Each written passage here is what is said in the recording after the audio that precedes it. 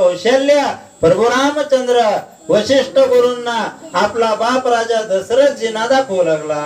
ऐसी विद्या औलिकिक गुरु आज्ञे दावी आवश्यक पाहू आले नागरिक साधू लोक दिसले. अशी विद्या असणारे कसे दाखवू लागले होते? गुरुच्या आज्ञेनं.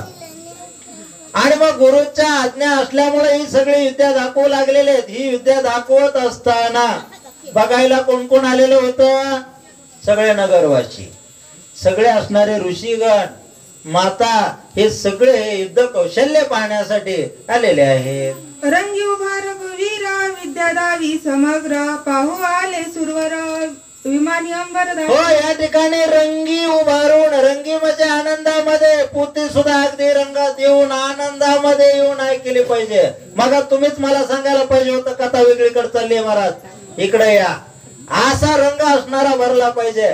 या रंगामध्ये युद्ध कौशल्य त्या ठिकाणी असणारं दाखवू लागलेले. रंग कसा असतो सांगतो तुम्हाला. परवा आंबेजोगाईला जात असताना दिंडी चालली होती.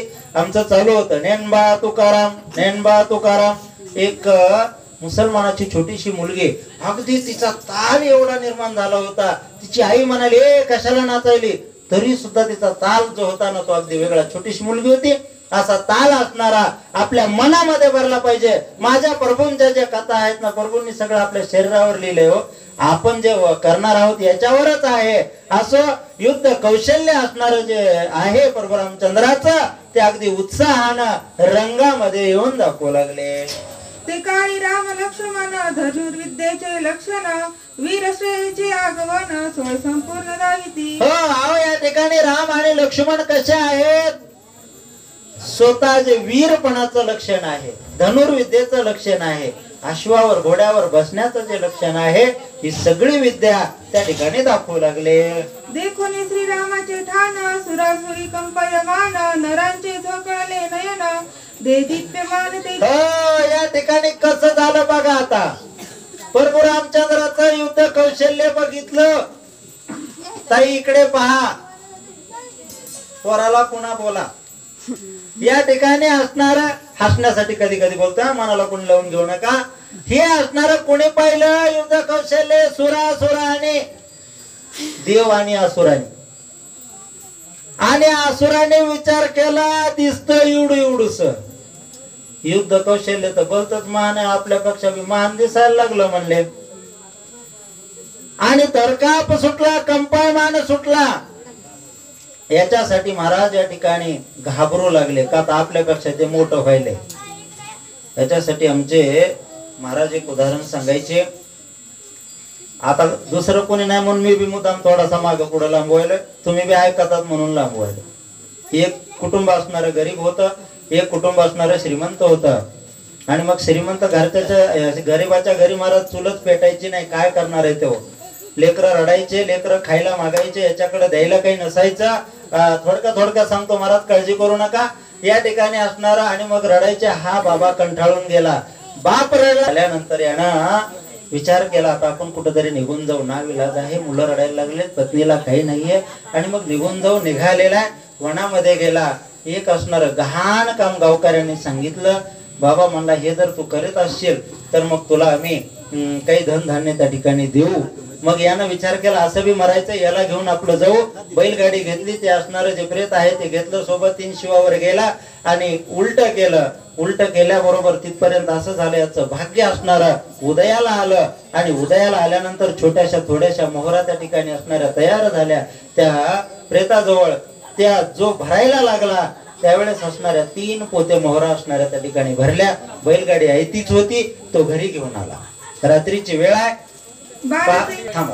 रात्रीची वेळ आहे, तो घेऊन आलेला. आणि मग आल्याबरोबर गरीबाला महाराज लय काळजी असते हो. 10-5 रुपये आणले का बघू द्या, मोजू द्या, मोजू द्या. मग अशी गत त्या बाईची सुद्धा झालेली आहे. मग तिनं विचार केला, रात्री नवरा घरी आला, एवढे 3 पोते घेऊन आलाय ना, मग चला म्हणले शेजार निघून शेर आणून. तिच्या घरी खायलाच काही नव्हतं महाराज. शेर कुठला आणावं, चिपट कुठला आणावं. शेजारणीकडे गेलेली, तिच्याकडून शेर आणला. तिनं रात्रीचा अंधार असल्यामुळे तिनंही एक काम केलं, मेन थोडस घेतलं. हिच्या घरी म्हणले चिमणीला खायला काय नव्हतं, आज कुठून काय आलं बाबा, शेरानच मोजायली. ही मेन थोडस लावलं, मेन थोडस लावलं. घरी गेली, मोजला. पुन्हा रात्री तो शेर असणारा नेऊन दिला. आणि मग तिनं सकाळी त्या 2 मोहरा अडकलेल्या बघितल्या. तुझ्या घरी खायला बी नव्हतं ग म्हणले. आणि या मोहरा कुठून आल्या? मग नवऱ्याने हिला सांगितलं होतं, जी इथून मी उठून गेलो, जी मोहरा ओकलो 3 पोते भरल्या, बैलगाडी घेतली आणि घेऊन आलोय. हे कुणाला सांगितलं? गरीबाच्या बायकोनं श्रीमंताच्या बायकोला सांगितलं. महाराज, श्रीमंताच्या बायकोनं रात्र कवा कोंबडा वाघ देतोय, पाठ कवा होतोय याचा विचार केला. सकाळी उठली, नवऱ्याला म्हणली उठा लवकर, पाठ झाली. हिच्या नवऱ्याने एकच धरून हातात 6 पोते होतील, है का नाही? आणि मग दिवस निघेपर्यंत असणार चांगला कासराभर दिवस येऊस तर महाराज थोडस ऊन पडायच्या आकारापर्यंत चीक काढला. तो नवऱ्याला पाजला. जसा नवरा तळमळ करीत होता ना, तशी ही पोत धरायची पुढं. नवरा मोहरा आता वगतोय. पोते 12 पायरीचे पोते असायचे बघा. नवरा मोहरा वगतोय, अशी पोत धरायची. महाराज, नवऱ्याचा जीव गेला तरी सुद्धा ही मोहराच बघत होती. त्याच्यामुळे अभिलाषा करू नका. असं ही गत का सांगितलं मी? सुरगणांना, राक्षसांना काळजी वाटू लागली. राम मोठा झाला, आता आपलं कसं घ्या पुढं. भानतेची छेदी गगन दरीचे अलक्ष कोण, सोईल चक्षुदानी आपण अचूक संधान श्रीरामाचे. अचूक संधान साधू लागले. ज्या ढगाकडे बाण पाठवायचा, जगाचा बाप येतो, नुसते आज्ञा केली तरी बातेतून बाण निघून जाईल ना. ज्या ढगात बाण मारायचा, ज्या झाडापर्यंत जायचंय ना, त्या झाडापर्यंत नवे जी मावशीने पोती ऐकाना झाली ना, तिच्या पायावर जाऊन बाण पायावर पडत नसतं बर का आपल्या. तिकडं असणारा बाण जाऊ लागला. जेवढे पोते ऐकायला लांब बसले त्यांच्याकडेही जाऊ लागला. महाराज, हे युद्ध कौशल्य प्रभुरामचंद्राचं सगळे सुरगण असणारे आणि त्या अयोध्यावासी पाहू लागलेले. वाचण्यासाठी मुरली अण्णा व सांगण्यासाठी लांब शत्रू सहित गगनी गोंडी गरगरा जय तृणपुरा वाहतुळी. हो, या ठिकाणी असणार. आता आपली वेळ संपलेली आहे.